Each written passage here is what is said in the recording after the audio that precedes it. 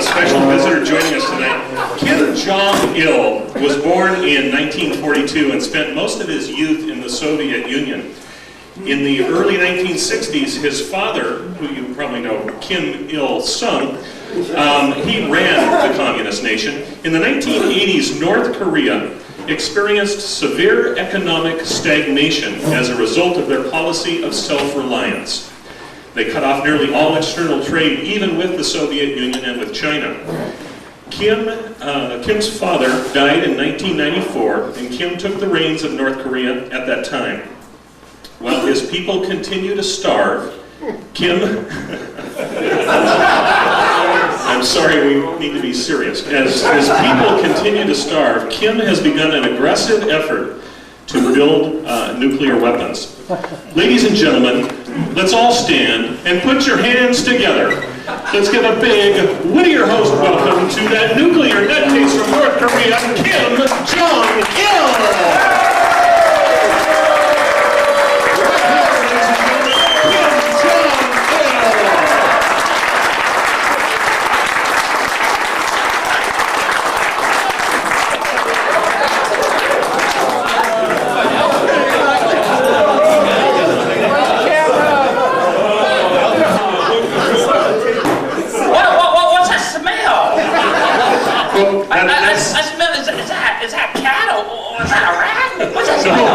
No, that's neither. That's tonight's dinner you're smelling, Kim. We had roast beef and salad and green beans tonight.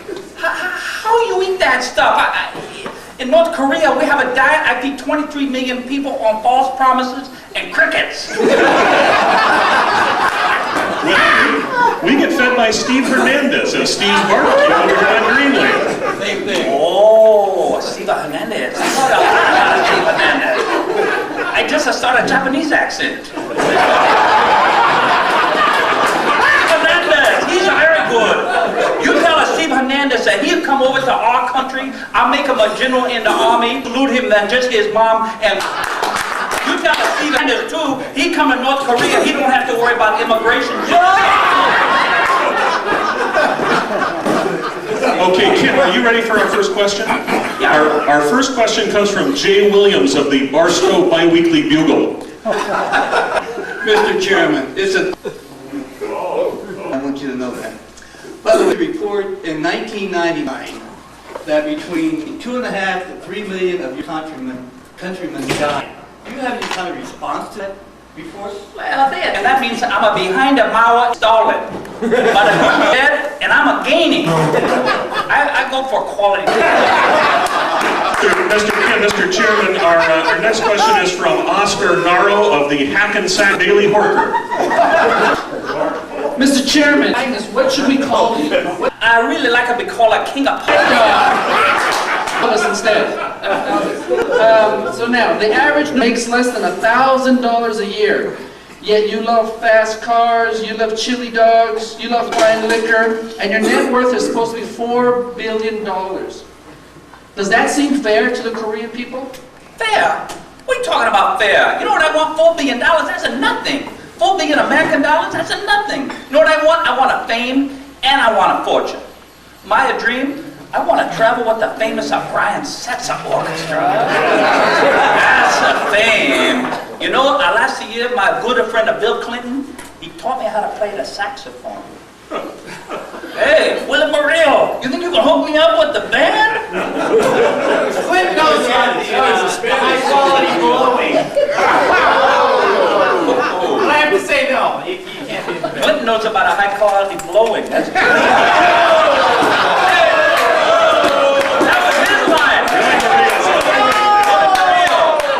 Kim, our next question is over here from Mike James. He is a member of the Push-Up Bra and Thumb Panty Institute.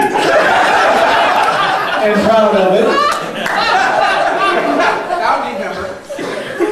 Premier Kim, we read you got married earlier this year. Yeah, last year.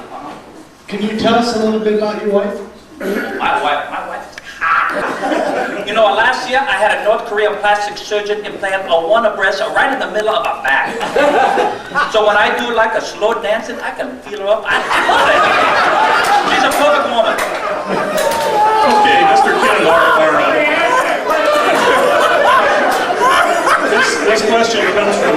sums of the... K-Dog, man, I won't get down with you now.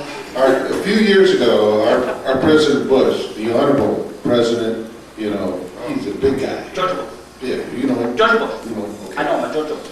He called North Korea, that's your country, Iran and Iraq, the axis of evil. The axis of evil. And I want to know what your response to that is. Axis. Tell you something, you clowns. Every service club in the Whittier got an eye on you guys. You guys are North Korea of a Whittier, California.